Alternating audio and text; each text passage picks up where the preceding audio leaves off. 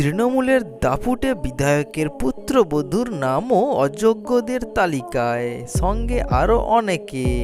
অস্বস্তি বাড়ল শাসক দলে। সম্পূর্ণ তথ্য জানার জন্য ভিডিওটি প্রথম থেকে শেষ পর্যন্ত দেখতে থাকুন।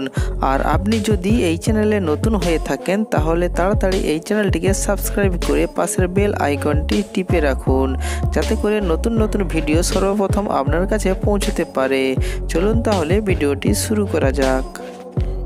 এসএসসির প্রকাশিত অযোগ্যদের তালিকায় 1804 জনের মধ্যে রয়েছে পানিহাটির তৃণমূল বিধায়ক নির্মল ঘোষের পুত্রবধূ শম্পা ঘোষের নাম। তালিকায় 1269 নম্বরে নাম রয়েছে তৃণমূলের অন্যতম সিনিয়র এই বিধায়কের পুত্রবধূর নাম। যদিও এ বিষয়ে ফোন করা হলে কোনো প্রতিক্রিয়া দিতে চাননি অযোগ্য হিসেবে চিহ্নিত শম্পা ঘোষ। বিধানসভার মুখ্য সচেতক পদেও রয়েছে নির্মল ঘোষ।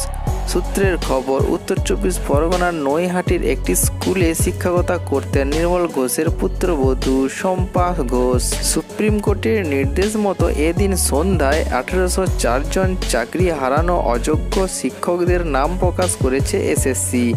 এই অযোগ্যদের মধ্যে যারা নতুন নিয়োগ প্রক্রিয়ায় অংশ নেওয়ার জন্য আবেদন করেছিলেন তাদের তালিকাও প্রকাশ করে অ্যাডমিট কার্ড বাতিল করেছে কমিশন। এদিন এসএসসি যে তালিকা প্রকাশ করেছে সেই তালিকায় শাসক দলের বিভিন্ন স্তরের পদাধিকারীরাই শুধু নয়, তাদের আত্মীয় পরিজনদের নামও রয়েছে বলে খবর।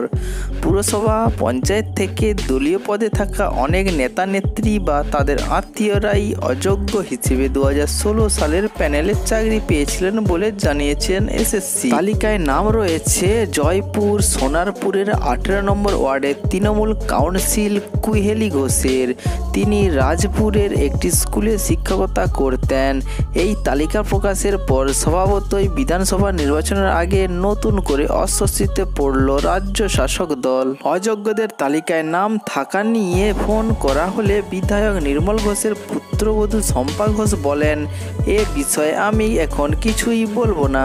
তো বন্ধুরা, এই ভিডিওটি যদি আপনাদের ভালো লেগে থাকে তাহলে আমাদের এই চ্যানেলটিকে লাইক, শেয়ার, কমেন্ট করবেন এবং সাবস্ক্রাইব করতে ভুলবেন না। ভিডিওটি শেষ পর্যন্ত দেখার জন্য ধন্যবাদ।